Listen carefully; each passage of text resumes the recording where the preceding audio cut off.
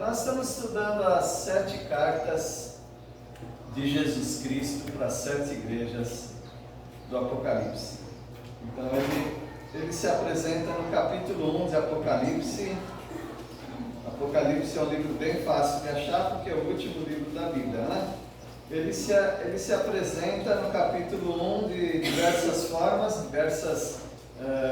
diversos visuais, e João viu.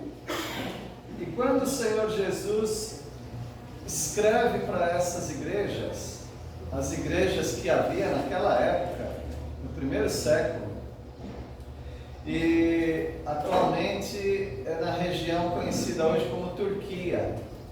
E essas 7 igrejas receberam do Senhor elogios. Uma igreja não recebeu. Receberam críticas. Uma igreja não recebeu. Recebeu uma bênção especial para aqueles que andarem nos caminhos de Deus, conforme Ele apresenta para cada carta.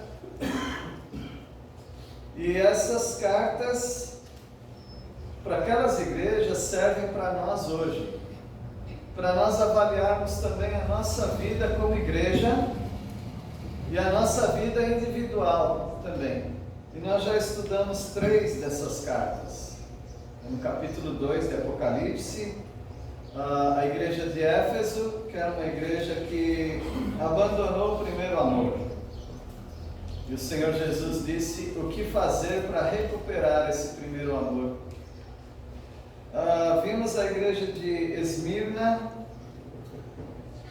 Era uma igreja sofredora que teria 10 dias de muita perseguição ali, mas o Senhor iria abençoar. Essa igreja é uma igreja que não teve críticas para ela. A igreja de Pérgamo era a igreja que não negou a fé, mesmo tendo ali na sua cidade uma sede de adoração ao imperador de Roma, que deveria ser adorado como Deus. E a igreja não aceitou isso. E a igreja passou por dificuldades. Mas o Senhor abençoou. E agora nós vamos ver a próxima igreja. Qual é? Tiatira. Sempre eu lembro de Tiara. Tiatira. Essa é a próxima igreja que nós vamos estudar. Bom, essa igreja tinha uma mulher ali que era um problema. E aquela mulher fez com que a igreja se desviasse dos bons e retos caminhos do Senhor. Aquela mulher era uma prostituta. Quando você lê na Bíblia sobre prostituta, a não ser em Provérbios, que é muito óbvio, mas em outros livros da Bíblia, principalmente o Antigo Testamento e o Apocalipse, que é o livro do Novo Testamento que mais faz alusões, ou seja, que traz as citações do Antigo Testamento. Quando você lê prostituição na Bíblia, muitas vezes se refere não à prostituição física, sexual, essa é imoralidade, mas se refere a uma infidelidade de adoração. Pessoas que adoram a outros deuses, pessoas que adoram ídolos. Então essas pessoas estão se prostituindo, porque a prostituição, o que é? É uma pessoa casada, no caso adultério, né? É uma pessoa casada que flerta, que paquera, que namora, que tem relação com outra pessoa fora do casamento, do seu próprio casamento. Então isso é um adultério. Nós somos casados com Deus. Nós que adoramos a Deus somos casados com Ele. Nós somos noiva de Jesus Cristo como igreja. Então, se nós adorarmos algum ídolo, alguma entidade espiritual, alguma divindade, que não seja Deus, evidentemente, nós estamos adulterando, nós estamos nos prostituindo, tá bem? Então esse Esse é o conceito de prostituição espiritual. É tão séria quanto a prostituição física. E agora nós vamos ver então a igreja de Tiatira. Você viu como que Jesus é didático? Tem um livreto que se chama A Pedagogia de Jesus, um livro antigo, A Pedagogia de Jesus. Mostra como que, estudando os evangelhos e também Apocalipse, você vê como Jesus é didático, como ele é um professor, como ele organiza. Porque tem pessoas que falam, tem muito conteúdo bom, mas é tudo bagunçado. Você não sabe onde quer chegar. Mas Jesus não. Jesus tem uma didática perfeita. E essas 7 cartas do Apocalipse, facilmente você reconhece que tem pelo menos 4 divisões. A primeira, uma apresentação de quem ele é. A segunda parte, um elogio para a igreja a qual ele se dirige. A terceira parte é uma crítica à igreja a qual ele se dirige.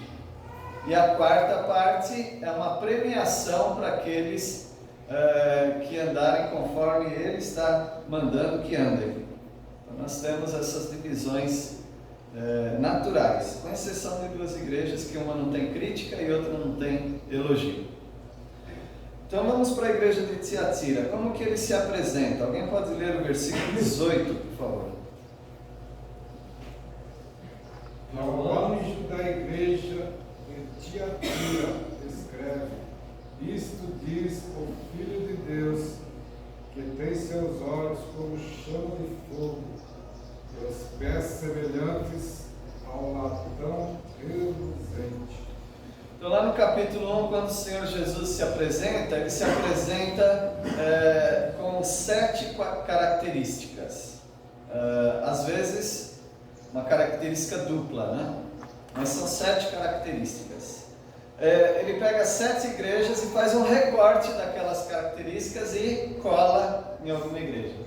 Então é isso que ele está fazendo. E uma das características dele, apresentadas aqui na igreja de Tiatira, é que ele tem os olhos como chama de fogo. Não é Naruto, não é desenho japonês, tá bom? É uma simbologia para dizer que ele vê tudo, porque os olhos que vêm, né? E ele vê e julga, porque fogo nos fala de julgamento. Os olhos dele saem como chama de fogo, e os pés dele são como bronze polido. O bronze na Bíblia tem a simbologia de julgamento. Por exemplo, no tabernáculo e no templo, sacrificava-se em julgamento o animalzinho num altar chamado altar de bronze. Bom, a razão óbvia também é porque um altar tem que ser de material que dá para aguentar o fogo, né? Então o bronze ele consegue. A serpente do deserto, que foi uma maneira de julgar o povo também que estava sendo picado por serpentes abrasadoras. As pessoas precisavam olhar para um objeto. Qual era esse objeto? Serpente de bronze, mostrando ali o julgamento de Deus. E dessa forma você vê muita relação do bronze e julgamento. Então o Senhor Jesus é aquele que vê com olhos de chama de fogo, e aquele que anda no meio das igrejas, dos crentes, com os pés de bronze polido. Então esse é o nosso Senhor Jesus Cristo, apresentado na igreja de Tiatira. Versículo 19, outra pessoa pode ler?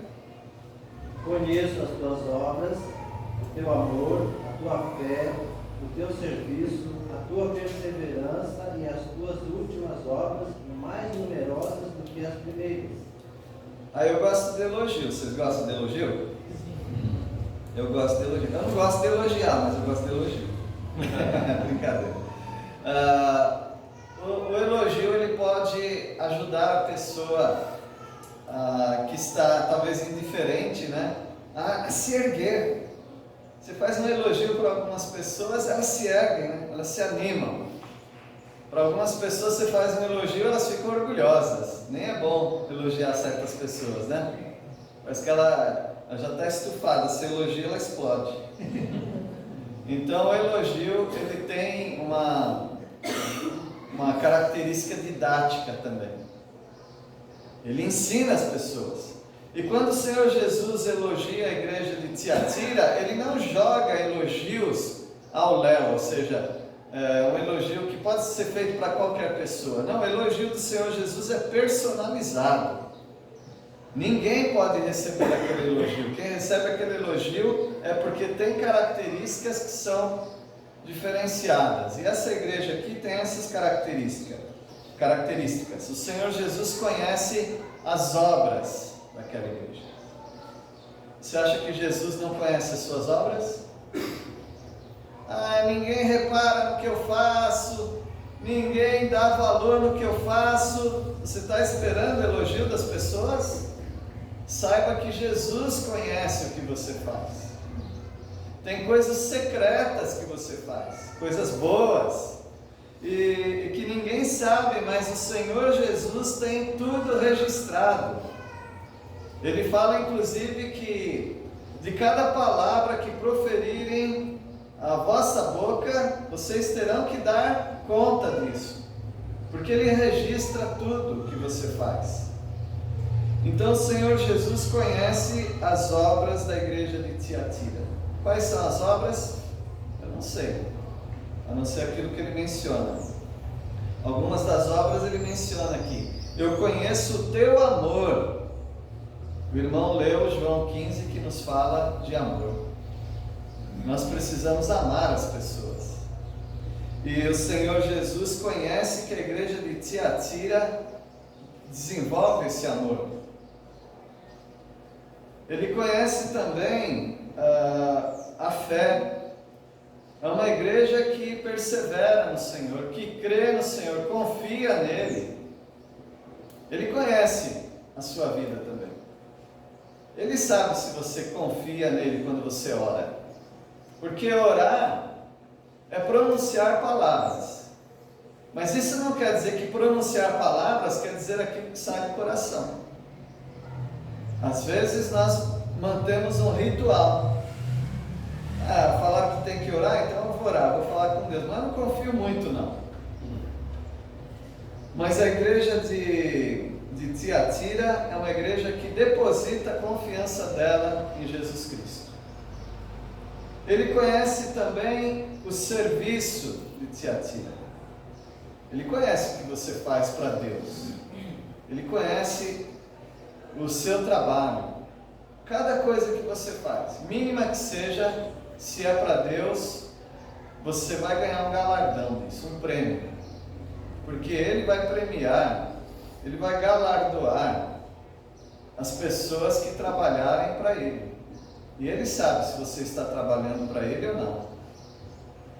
Ele conhece também a perseverança de Tiatira. Não é fácil se manter firme, irmãos? Não. Essa semana você pensou em chutar o balde bem longe mesmo? Essa semana você pensou, eu vou dar um tempo. Dar um tempo no quê? Várias coisas. Da igreja, da leitura da Bíblia, do trabalho, da família. Cansei. Mas a igreja de Tiatira estava perseverante.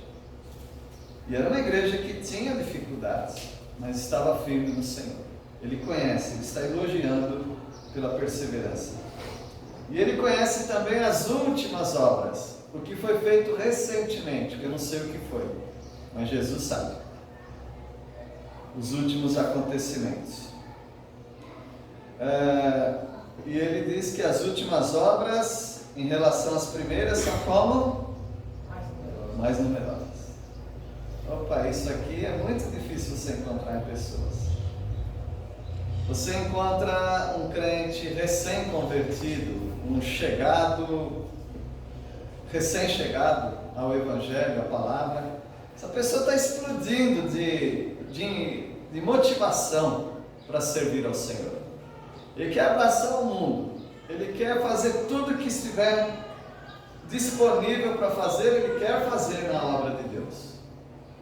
Mas com o tempo ele vai desanimando. As pessoas não cooperam, o dinheiro é curto, e tem um monte de... Eu acho que você tem mais razões para não fazer a obra de Deus do que para fazer, em relação às facilidades humanas. É muito mais difícil você permanecer do que você desistir. Mesmo porque no seu trabalho, se você desistir da sua tarefa, você tem um corte. Você fica na berlinda, você fica próximo a ser mandado embora. Se você tem um negócio próprio e você desiste e começa a relaxar, os seus compradores, eles vão notar e eles vão procurar outro fornecedor. Você vai ter prejuízo. Então, quando nós tratamos das coisas cotidianas, dos relacionamentos interpessoais dos seres humanos, nós somos mais cuidadosos ou mais medrosos. A gente dá conta do recado. Se um aluno não fizer a tarefa, é 0. E ele não quer levar bomba. Então, esse medo faz com que ele seja perseverante e fiel naquilo que ele precisa fazer. Mesmo de cara feia, ele faz. Mas na igreja é diferente. Se de uma hora para outra você falar, não quero mais fazer isso, não quero mais fazer aquilo, vou entregar isso, vou entregar aquilo, ninguém fala nada. Ninguém vai pegar no seu pé. Ninguém vai cobrar nada de você. Você simplesmente fica livre daquilo. Então, a falta de chicote, ela faz você ser muito seletivo naquilo que você é perseverante ou não. Agora, o que eu estou falando exagero é mais ou menos isso. Se você não tem cobrança, você relaxa. E essa igreja aqui, ela tem as últimas obras dela, as obras para Deus, né? Obras boas, evidentemente, são mais numerosas do que as primeiras. Isso aqui é algo inédito. Pessoas chegando no fim, ou já uma caminhada, e só melhorando. Uma vez eu estava em 1990, você lembra em 1990?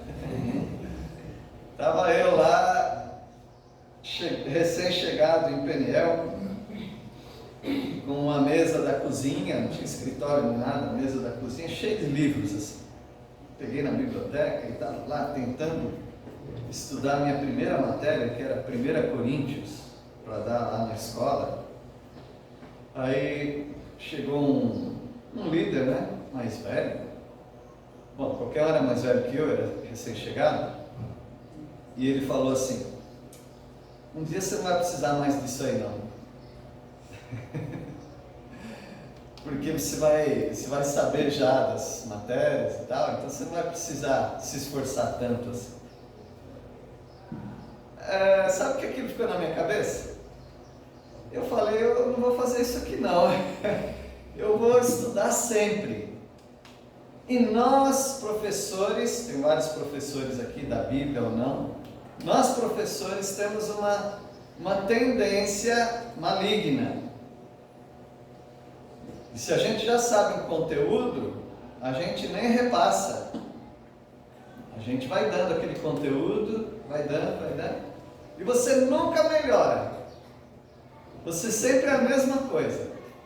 Porque você comprou essa ideia de que a experiência já faz você estar acima dos alunos, logo você não precisa se esforçar tanto.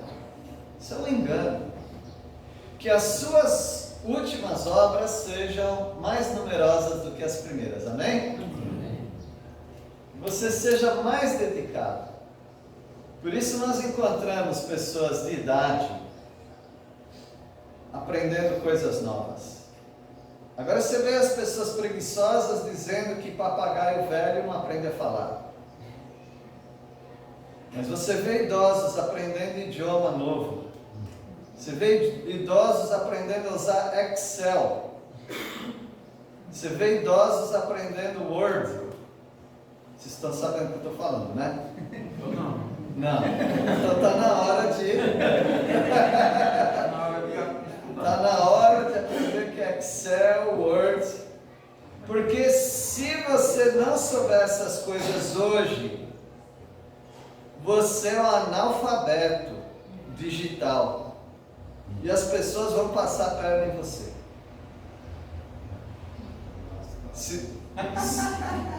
Você sabe que é Pix? Pix já deu para pegar. Já deu?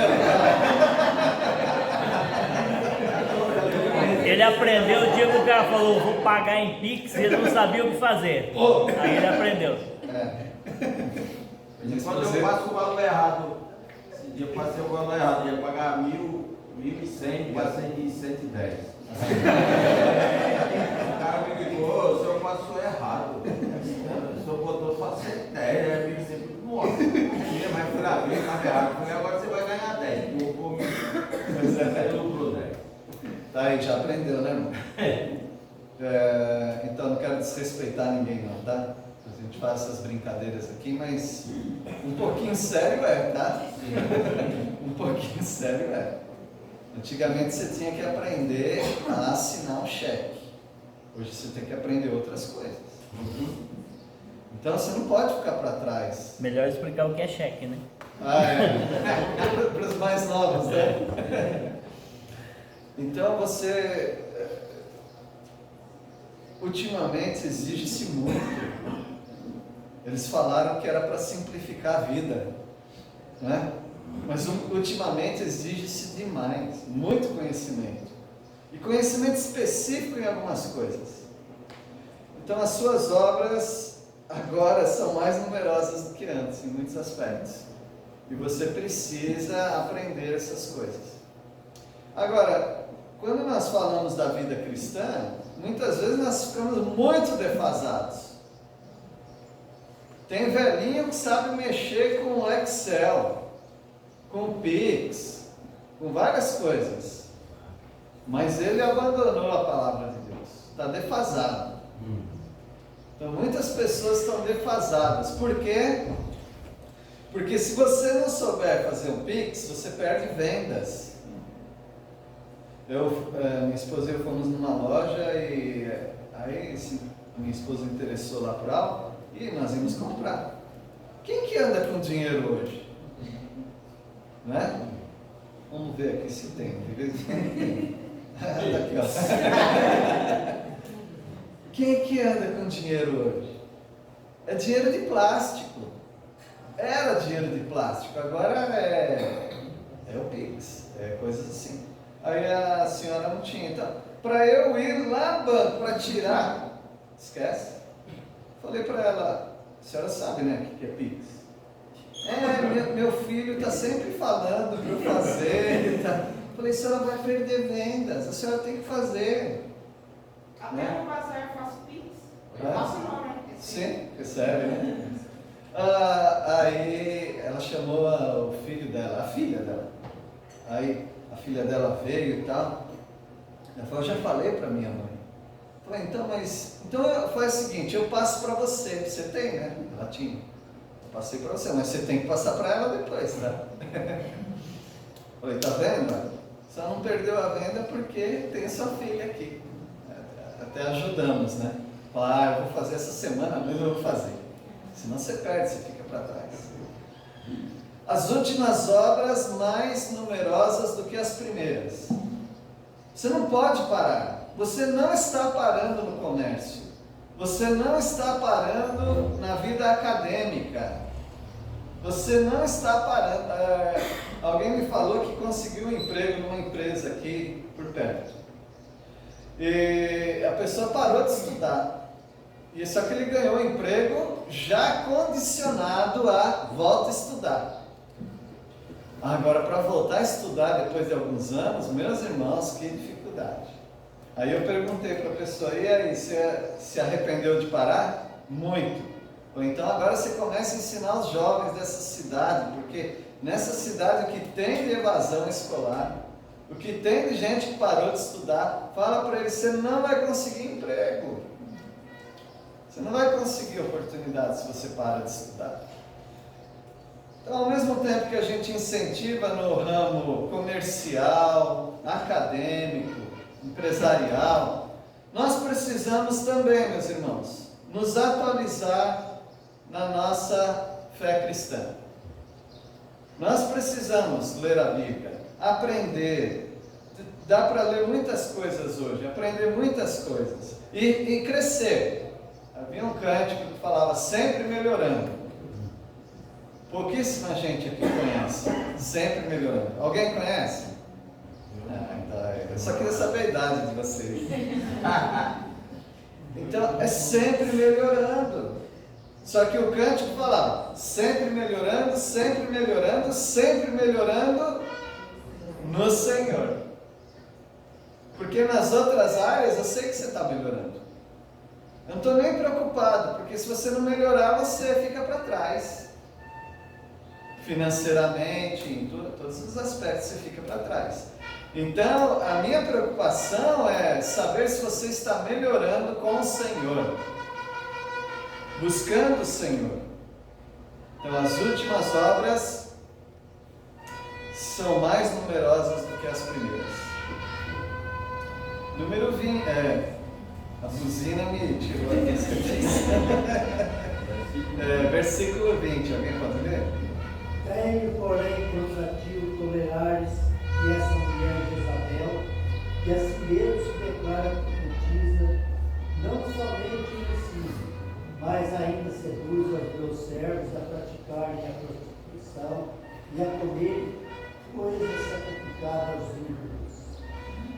O Senhor Jesus, Ele não tem essa duplicidade que nós temos. Às vezes nós elogiamos os amigos, mas a gente não tem coragem de criticar. Jesus, na mesma hora que Ele elogia, Ele critica também. Ele fala as verdades. Ele já elogiou, agora Ele fala, tenho porém contra ti. Então veja que no versículo 4, 2:4, começa como? Tenho porém contra ti, não é isso? 2:4? No 14, como é que diz? Tenho porém contra ti. E agora também, tenho porém contra ti. Não importa as qualidades que você tem. Claro que importa, né? Mas em relação à crítica. Não importa se você tem muitas qualidades, se você tem algo criticável, tenho porém contra ti. Que você está tolerando essa mulher dentro da igreja. Essa mulher era para ter ido embora faz tempo. Jezabel. Não sei se era o nome dela, mas a característica dela era igual da Jezabel. Quem que era Jezabel? Mulher de Acabe. O Acabe, que acabou com Israel, né? Essa mulher estrangeira, Sidônia, tem Tiro, Sidom, né, daquela região, idólatra, que controlou um marido fraco. Não sei se era tão fraco não, Elias passou no fundo da agulha com ela. Mas quando ele queria lá a vinha de Nabote, ele ficou doentinho, coitado. Aí a mulher falou que tá doente, por quê? Vai lá e mata o homem, pega a vinha para você. Foi o que aconteceu, né? Então essa mulher, ela era um veneno para o marido. E ele também, né? Eles se mereciam. Essa mulher Jezabel, aqui ela ganha o nome de Jezabel, não sei se era o nome dela, muita coincidência, né? Talvez seja só o título. Essa mulher é uma Jezabel aí dentro da igreja. Ela se declara profetisa, como muitas pessoas em vários movimentos se declaram. Apóstolos, profetas e curadores, um monte de coisa. E vocês permitem que essa mulher esteja ensinando aí. E ela não apenas ensina, ela está seduzindo as outras pessoas a se desviarem do Senhor, a adorarem ídolos. Então essa igreja está bobeando. Essa igreja precisa fazer alguma coisa. Talvez, meus irmãos, nós tenhamos também muitos elogios. Somos pessoas fiéis em muitas áreas, mas pode ser que tenha uma área ali nevrálgica, né? uma fraqueza. E nós estamos falhando naquilo.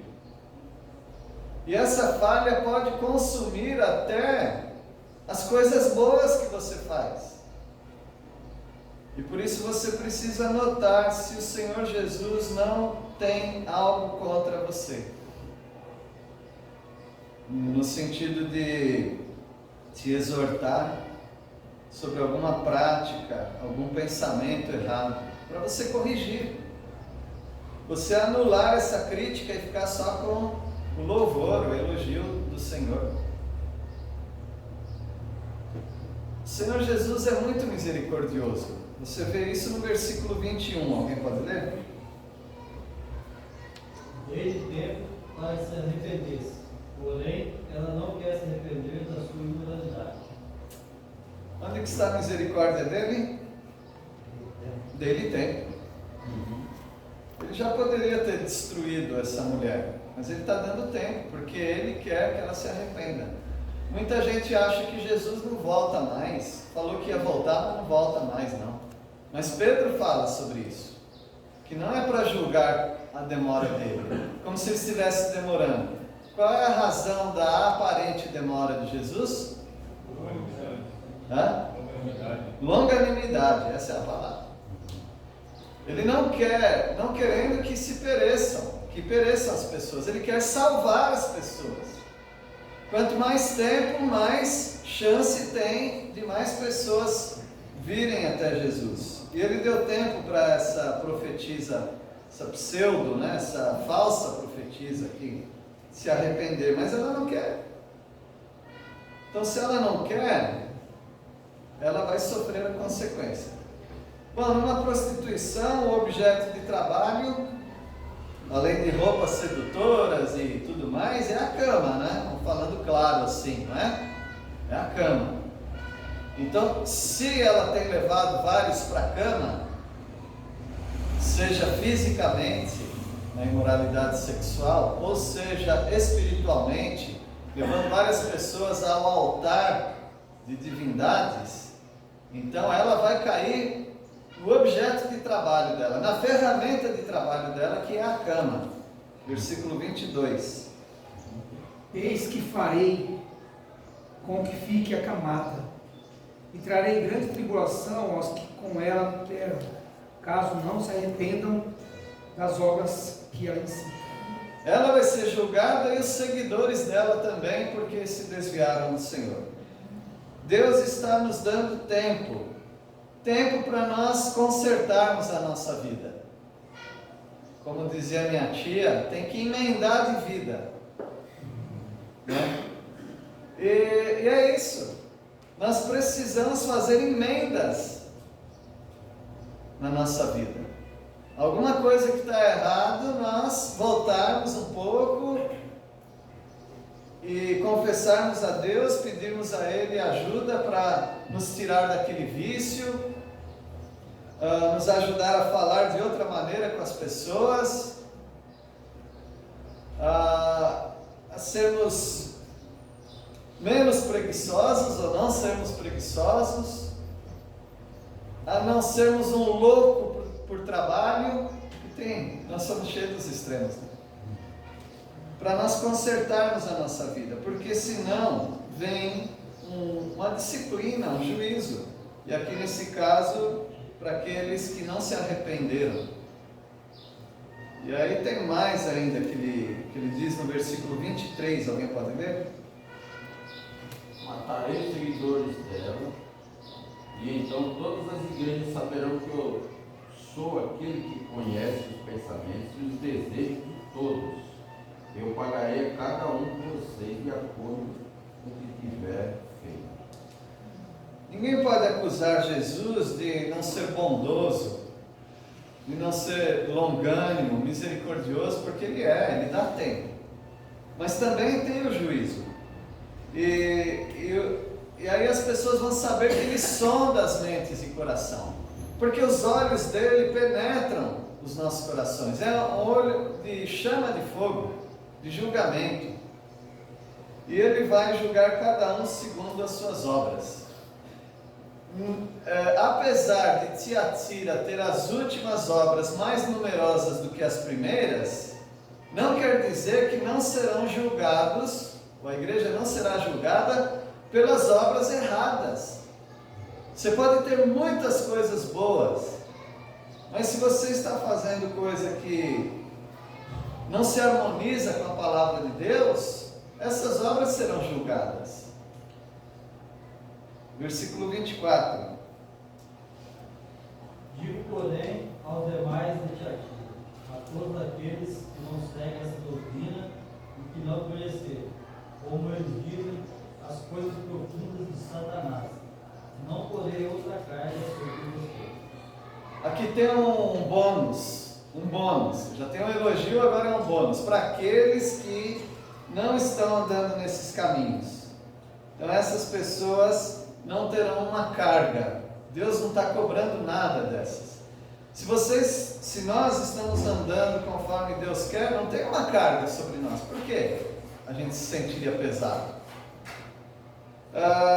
Ele fala que algumas pessoas ali estão procurando as profundezas de Satanás. Provavelmente ele está falando de um ensino que era muito comum na época, chamado gnosticismo.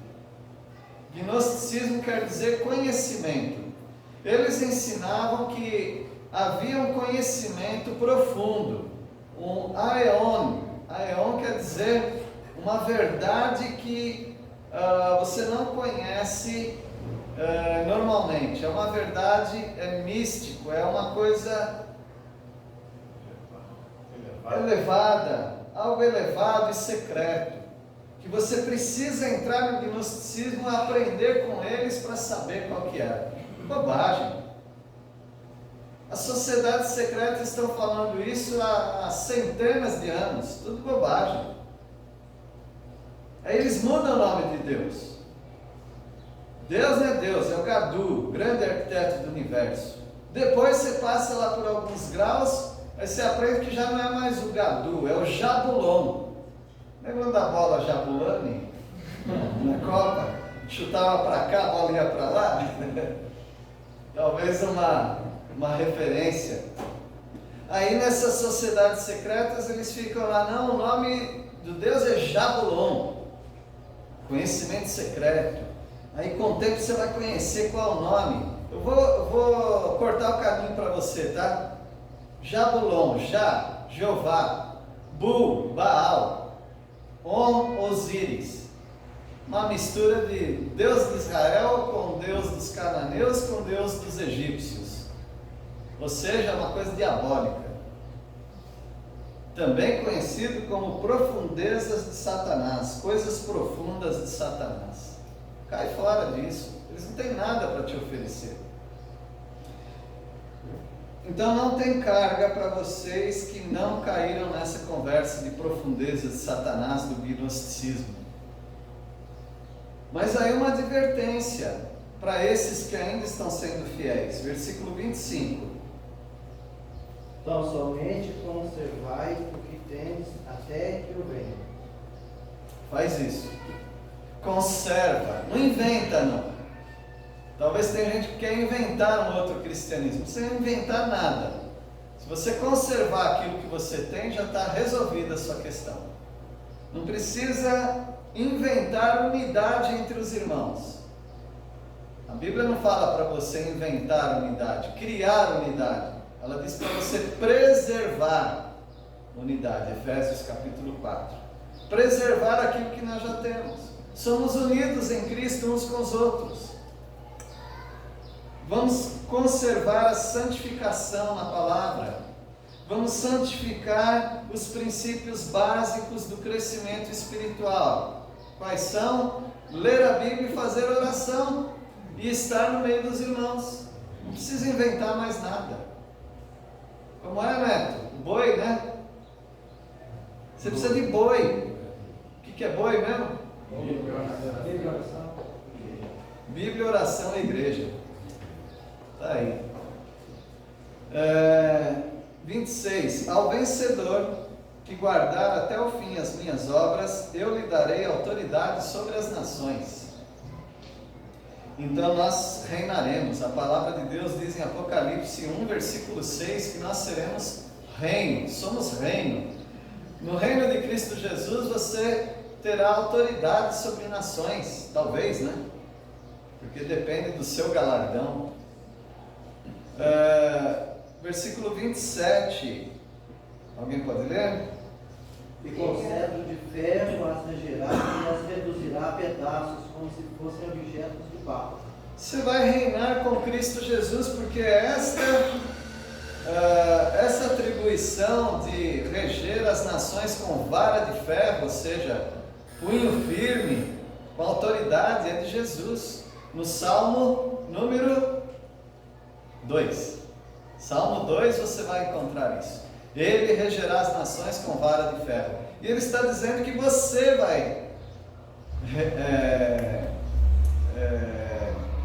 ter autoridade sobre as nações com vara de ferro. Ou seja, ele vai precisar de governadores e prefeitos, usando o nosso linguajar, e ele vai usar a sua vida. Muito provavelmente baseado nos galardões que você vai receber por andar fielmente com o Senhor aqui.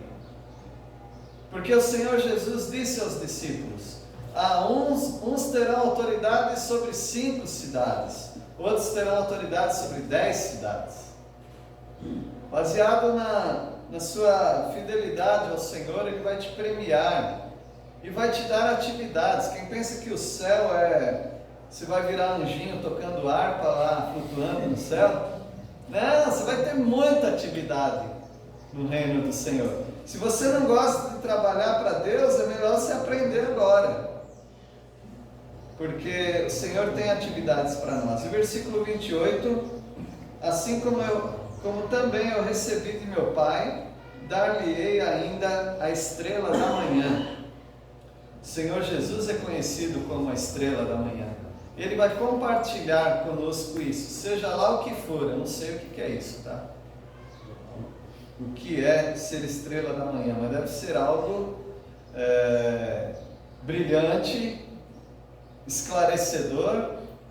Estrela da manhã. Quem tem ouvidos, ouça o que o Espírito diz às igrejas. Ele termina sempre com essa exortação: quem tem ouvidos, ouça. Como é que você ganha ouvidos espirituais? Apocalipse 1, 3. Vamos encerrar lendo Apocalipse 1, 3. Alguém pode ler?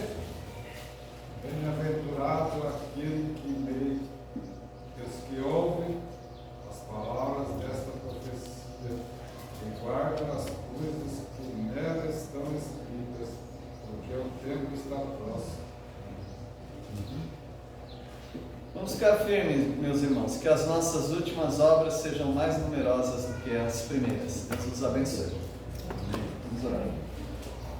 Pastor, Pois não. antes do senhor, eu quero falar aqui uma coisa.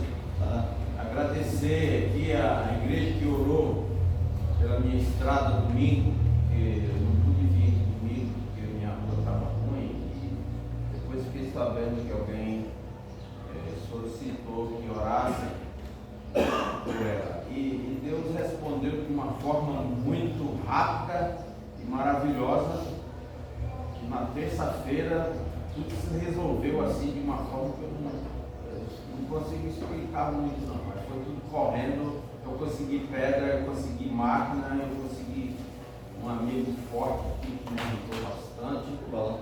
E graças a Deus nossa rua foi colocada pedra, e quando você quiser ir lá em casa, não fique pensando que você não chega, porque agora chega. Então eu agradeço a cada irmão que orou, e pode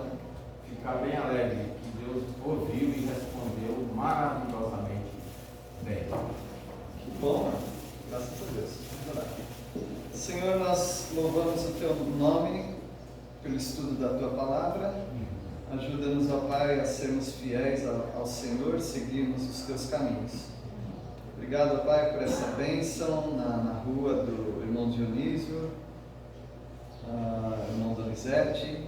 Muito obrigado por isso. Pedimos a Deus que o Senhor abençoe aqueles que estão enfermos, aqueles que estão em luta, dificuldade. Pedimos pelo pastor João Melo, nessas empreitadas que ele tem, nessas assistências aos familiares, dê forças e ajude, dando todo suprimento e ânimo para ele. Agradecemos pela irmã Marilda, esse ministério, que o Senhor use grandemente na nossa igreja. Oramos, ó Pai, em nome de Jesus. Amém. Amém.